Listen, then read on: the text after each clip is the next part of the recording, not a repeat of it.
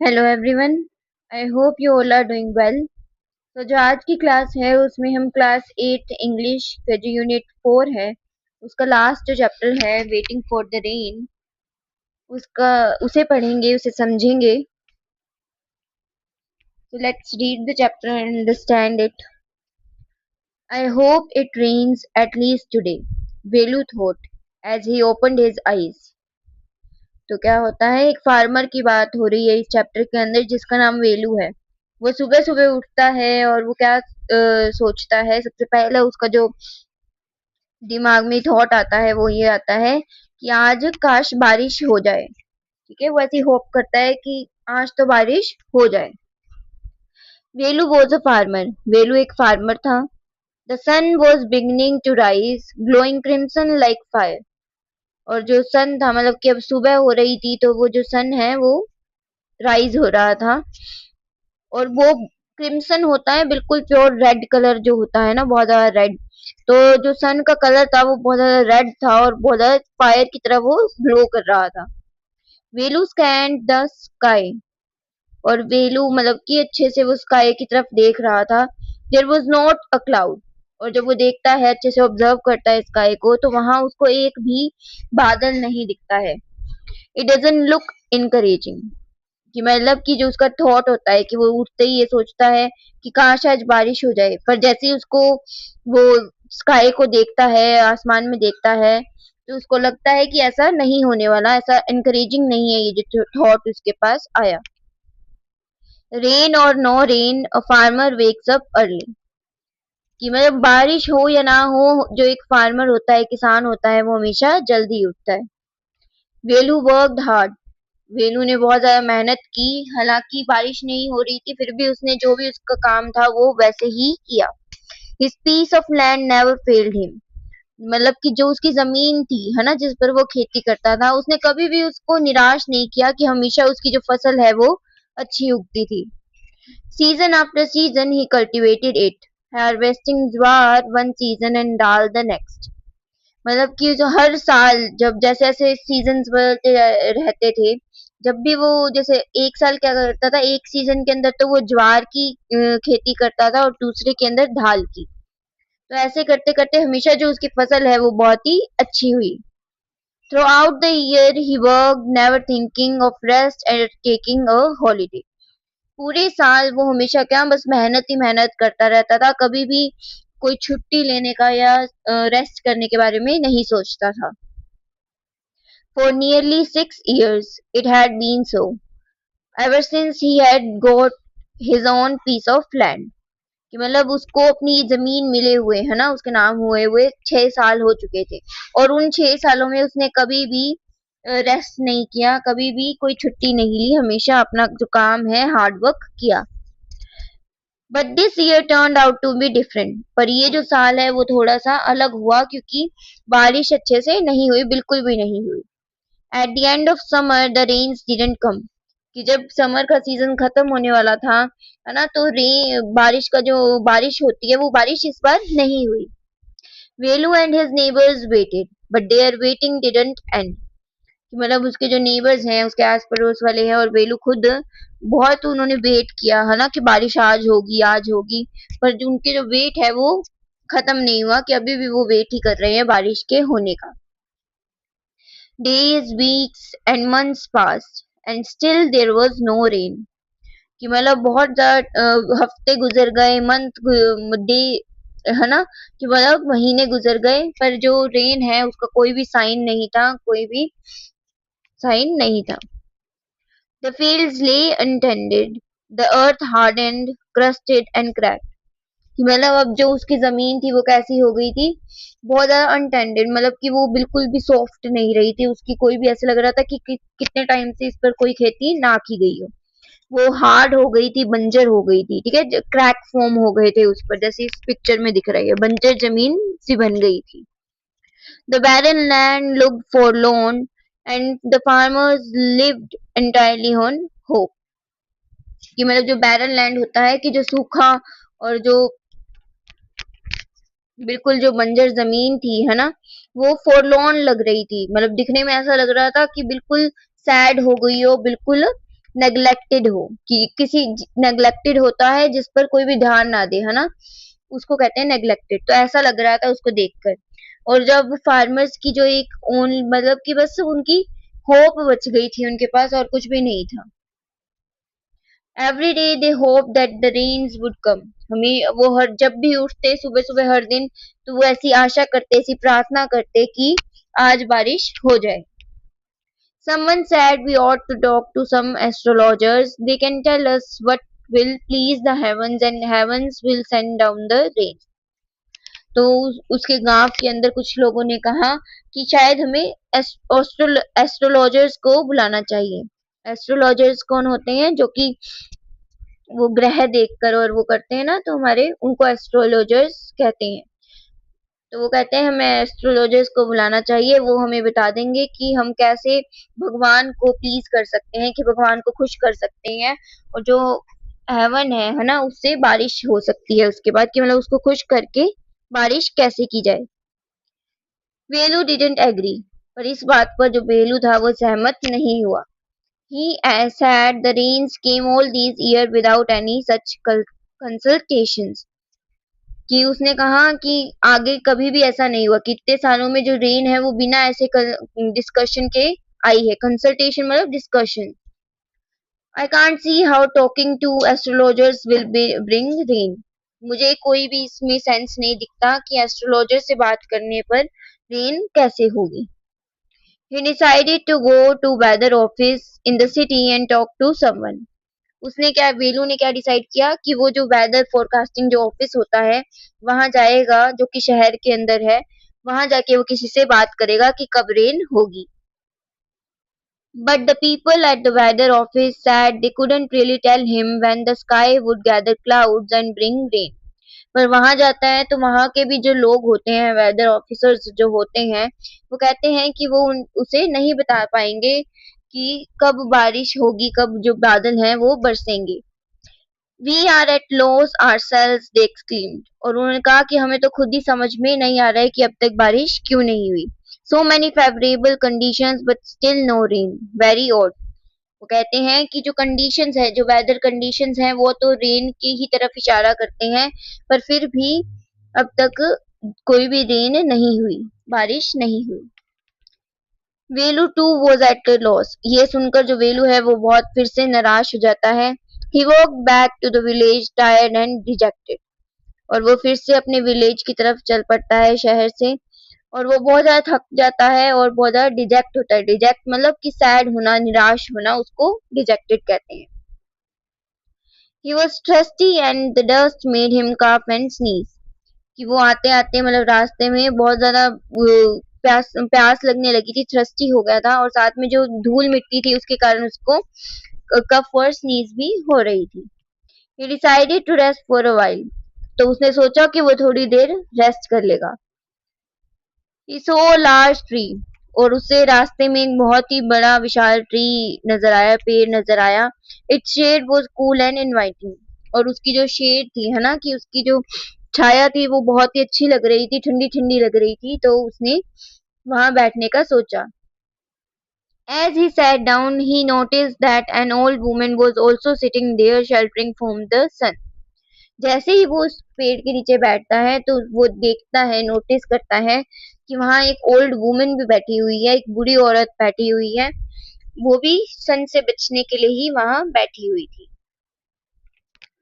Her skin was wrinkled but her eyes sparkled when she smiled. वो उसकी जो skin है बूढ़ी थी, तो उसकी स्किन पर रिंकल्स आए हुए थे, पर जब भी वो स्माइल करती थी तो उसकी आईज में एक चमक होती थी, कि एक यूथफुलनेस होती थी। She looked at Velu and her smile grew wider, her wrinkles deeper. जैसे ही उसने वेलू को देखा तो उसने उसको स्माइल मतलब और भी ज्यादा वाइड हो गई, है ना, बड़ी हो गई, और उसके जो रिंकल्स हैं स्माइल के कारण और ज्यादा दिखने लगे। What are you smiling at, Amma? Velu asked. Without the rays, there nothing to smile about. जब वो स्माइल करती है तो वेलू थोड़ा सा पहले से इरिटेट होता है ना, ब्रेन के कारण। तो वो कहता है कि आप किस बात पर इतनी खुश हो रही हैं अम्मा? अब तक बारिश नहीं हुई, तो इसलिए कि अगर बारिश ही ना हुई तो हंसने का, एक फार्मर के लिए हंसने का कोई मतलब नहीं होता। Yes, yes, you're right, the old woman said, the smile leaving her lips. जैसे ही वो ये कहता है वेलू, तो वो वुमन कहती है कि हाँ हाँ तुम बिल्कुल सही कह रहे हो, और जो वो स्माइल होती है वो एक पल के लिए उसकी जो चेहरे से गायब हो जाती है. I wonder what I have done to deserve this, Velu began. I have worked hard and honestly, yet I am being punished. तो वो ऐसे आगे मतलब कि उससे बात करते करते कहने लगता है कि मुझे समझ नहीं आ रहा कि मुझे किस चीज की वो पनिशमेंट मिल रही है ना, कि मैंने ऐसा क्या कर दिया जो मेरे साथ ये सब हो रहा है. मैंने हमेशा इतना हार्ड वर्क किया. मैं कभी ऐसा लग रहा है कि मुझे पनिशमेंट दी जा रही है, पनिश किया जा रहा है. Without the rains I can't till the land, कि मतलब अगर रेन नहीं होगी, बारिश नहीं होगी, तो मैं अपने लैंड को जोतूंगा कैसे. If I don't till the land no crop will grow, अगर मैं खेत जोतूंगा नहीं तो कोई खेती भी नहीं हो पाएगी. What will happen to me, how shall I feed my family, और अगर ऐसा होगा तो मेरे साथ क्या होगा, मैं अपनी फैमिली को कैसे खिलाऊंगा. He asked somewhat bitterly. और जैसे जैसे ये बोलने लगा तो उसकी जो टोन थी वो बहुत ज्यादा बिटर थी मतलब कि हर्टफुल थी. ऐसे लग रहा था कि वो बहुत ज्यादा हर्ट था, कि उसको पता नहीं उसने ऐसा क्या कर दिया कि उसके साथ ये सब हो रहा है. He wasn't speaking to anyone in particular, but the old lady thought that he was opening his heart to her. अब ये जो बातें वो कर रहा था वो असल में एक तरीके से कहें तो वो खुद से जो फ्रस्ट्रेशन थी ना उसकी, वो निकल रही थी. पर जो ओल्ड लेडी थी, तो वहां कोई और तो था नहीं, तो उसको लगा कि शायद वो अपना दिल उनके पास जाके मतलब कि उनसे बातें करके अपने जो दिल की बात है, भड़ास है, वो निकाल रहा है. Perhaps you have worked too hard, she said. इस बात पर, वेलू की इन बातों पर जो वुमेन है वो क्या कहती है कि शायद तुमने कुछ ज्यादा ही हार्ड वर्क कर लिया है, कि जरूरत से ज्यादा हार्ड वर्क किया है. What do you mean, can anyone work too hard. इस बात पर जो वेलू है वो थोड़ा सा सरप्राइज हो जाता है, शॉक हो जाता है, और पूछता है कि इस बात का क्या मतलब है. क्या कोई भी ज्यादा जरूरत से ज्यादा वर्क कैसे कर सकता है. I have only done but any hard working farmer would do. मैंने बस वही किया है जो कोई भी हार्ड वर्किंग फार्मर मतलब कि मेहनती किसान करेगा. I shall work and never rest until I am too old. कि मुझे वर्क करते रहना चाहिए और कभी भी रेस्ट नहीं, आराम नहीं लेना चाहिए जब तक मैं बहुत ज्यादा बूढ़ा ना हो जाऊं. This is the first season in 5 no 6 years that I have not sown nor plowed. ये ऐसा पहला सीजन है इन 5 सीजन में, या कहूँ 6 सालों के अंदर ऐसा पहली बार है कि मैंने कोई जुताई नहीं की, कोई खेती नहीं की. Oh, it is hard not to be able to work, said Velu a little angry. और वो मतलब कि थोड़ा सा गुस्से में कहता है कि बहुत मुश्किल है मेरे लिए कोई वर्क ना कर पाना. But my son, that is what I am talking about. You have strength now. You can work without a break. But have you thought about the land? The earth works too. तो क्या कहती है इस बात को सुनकर, जो lady है, वुमेन है, वो क्या कहती है कि मेरे बच्चे, क्या तुम, यही तो मैं कह रही हूँ, जैसा तुम कह रहे हो वही मैं कह रही हूँ, कि मतलब अभी तुम्हारे पास स्ट्रेंथ है, अभी तुम बहुत ज्यादा यंग हो, तुम्हारे पास स्ट्रेंथ है, पावर है, और इसीलिए तुम बिना किसी थके, बिना किसी ब्रेक के काम कर सकते हो. पर क्या तुमने कभी भी अपने लैंड के बारे में, अपनी जमीन के बारे में सोचा है. जो अर्थ होती है हमारी, जो लैंड होती है, वो भी तो वर्क करती है, वो भी तो काम करती है. When you plough and sow and the plant, कि मतलब जैसे जैसे तुम उस पर बीज उगाते हो, जैसे जैसे तुम करते हो, प्लोइंग करते हो, या प्लांटेशन करते हो, है ना, कुछ भी करते हो, तो जो अर्थ है वो सबसे ज्यादा काम करती है. The earth has work for years, centuries, in fact thousand of years. The soil, the land, the earth, shouldn't someone let the land rest a bit. ठीक है, तो वो वुमेन क्या कहती है साथ में, वो कहती है कि अर्थ ने भी बहुत सालों से, बहुत सेंचुरी से, कि बहुत ज्यादा सालों से, थाउजेंड्स ऑफ ईयर से वो काम कर रही है. उसकी जो सोइल है, उसकी जो लैंड है, अर्थ है ना, तो हमें उसे भी रेस्ट करने का मौका देना चाहिए, कि उसे भी रेस्ट करने का टाइम देना चाहिए. The old woman sad softly smiling. Rest, let the land rest. I don't understand. Velu looked at her a little puzzled. ये बात सुनकर जो वेलू है वो कहता है रेस्ट, कि मतलब कैसा आराम, लैंड कैसे रेस्ट कर सकता है। तो मतलब कि मुझे समझ में नहीं आ रहा है, सब वेलू कहता है। Yes, my son, that is the difficulty. You don't realize that earth is old, but nature is mother to all of us, to you and to me, to the trees, the water and the soil. She takes care to give her children the rest they need. वो कहती है कि यही तो दिक्कत है, यही तो डिफिकल्टी है कि तुम लोगों को ये समझ नहीं आता कि जो अर्थ है वो बहुत ज्यादा बूढ़ी है, जो हमारी ये धरती है वो बहुत ज्यादा ओल्ड है। और पर जो नेचर होता है, जो नेचर जिसे हम अपना माँ समझते हैं, है ना, नेचर को, वो सबकी माँ होती है। वो सिर्फ हमारी ही नहीं, जो पेड़ होते हैं, जो पानी होता है, जो जमीन होती है, सोइल होती है, उन सब की क्या होती है, माँ होती है। और वो अपने बच्चों का पूरा ध्यान रखती है और उन्हें कब रेस्ट की जरूरत हो उस हिसाब से उन्हें टाइम भी देती है। वेलू बिगिन टू अंडरस्टैंड। जब उन्होंने ऐसा कहा तो वेलू उनकी बातों को समझने लगा। When the rains don't come and you are dejected, but in that way the land is left alone. कि जब तुम्हारी जो रेन नहीं होती, बारिश नहीं होती है ना, तो तुम तो तब क्या हो जाते हो, सैड हो जाते हो।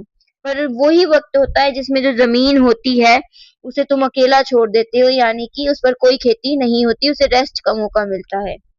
The land lies undisturbed, staring at the sky, resting. And when the rains come, it will spring back into activity, fresh and ready for your crop. ठीक है, और वो साथ में कहती है कि अभी क्या है, जो लैंड है, जमीन है, वो बिल्कुल अनडिस्टर्ब्ड है, कि मतलब कोई उसे डिस्टर्ब नहीं कर रहा है, वो रेस्ट मोड पर है। पर जैसे ही बारिश वापस होने लगेगी तो वो अपने काम वाले मोड में, एक्टिविटी के मोड में आ जाएगी। और फिर जो तुम्हारी क्रॉप है वो फिर से बहुत ही फ्रेश और अच्छी उगने लगेगी। Go home my son, nature knows a thing or two, go home she said and got up. और ये कहते कहते वो कहती है कि जाओ अपने घर जाओ बच्चे, जो नेचर है वो उसे सब कुछ पता है कि उसे अपने क्या करना है, ये पता है, तुम अपने घर जाओ। वैसा कहते हुए वहां से उठकर चली जाती है। She walked away after a while. Velu too got up and walked homeward. जैसे ही वो बूढ़ी माँ चली जाती है तो उसके कुछ देर बाद जो वेलू होता है वो भी अपने घर की तरफ चल सॉरी चल पड़ता है। He thought about the land, his beloved piece of land, which if he were to believe the old woman was perhaps breathing peacefully, taking a break from the constant ceaseless year-round cultivation. और वो घर जाते जाते क्या किसके बारे में सोचता है, अपनी जमीन के बारे में सोचता है, जो उसे बहुत ज्यादा प्यारी होती है। ठीक है, एक फार्मर को उसकी जमीन सबसे ज्यादा प्यारी होती है, तो वैसे ही वेलू को भी जो अपनी बिलव्ड पीस ऑफ लैंड है उसके बारे में सोचता है। और वो सोचता है कि जैसे उस ओल्ड वुमन ने कहा था, तो उसका जो लैंड है वो अभी क्या है, बहुत ज्यादा पीसफुल है, कि अभी वो रेस्ट मोड पर है। जितने भी वो बिना रुके जो ये कल्टीवेशन करता है ईयर राउंड, उससे एक ब्रेक ले लिया है उसके डैड ने। Perhaps she is right, he thought as he approach the village. जैसे ही वो अपने विलेज के पास पहुंचता है तो वो सोचता है कि शायद वो सही कह रही थी, जो वो बूढ़ी अम्मा थी वो सही कह रही थी। It was already evening, the sun was low in the sky. कि मतलब जो वो जैसे ही विलेज पहुंचता है तो वो थोड़ी सी शाम का जो वक्त होता है वो आ जाता है, जो सन है वो डूबने लगता है। And what was that, Velu felt a cold bridge on his back. और तभी जब वो क्या होता है, वेलू को अपने बैक के, है ना, मतलब अपने पीठ पर एक ठंडी सी हवा महसूस होती है। Then he felt a tiny drop on his shoulder. उसके बाद उसे एक पानी की बूंद अपने शोल्डर पर गिरती हुई फील होती है। He looked up, yes the clouds were gathering in the distance. वो स्काई में देखता है, ऊपर देखता है, और उसे दिखता है कि जो क्लाउड्स हैं, जो बादल हैं, वो इकट्ठा हो रहे हैं। इट वॉज ग्रोइंग डार्क, और उसके कारण वो डार्क, मतलब कि जब अपने को पता है ना बारिश का मौसम होता है तो जो काले काले बादल होते हैं वो इकट्ठा हो जाते हैं, तो वो जो पूरा मौसम है वो डार्क हो जाता है, तो वैसे ही यहाँ हो रहा है। Soon there would be lightning and thunder and sweet fragrant rain. Velu ran home laughing and happy.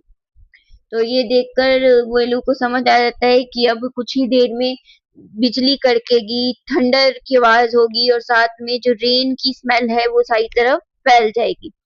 और वो बहुत ज्यादा खुश होकर अपने घर की तरफ भाग जाता है। तो ये हमारी स्टोरी थी। आई hope you have understood this story completely, the chapter completely। जो इस चैप्टर के राइटर हैं उनका नाम है कामाक्षी बाला सुब्रमण्यम। ठीक है। If you like the video, please like share and subscribe it. जितना हो सके इस वीडियो को उतना ज़्यादा सब्सक्राइब करें ताकि आपके फ्रेंड्स के पास पहुंचे और वो भी अपनी तैयारी को और ज़्यादा स्ट्रॉन्ग कर सकें और ज़्यादा अच्छी बना सकें। Thank you and have a nice day. See you in the next video.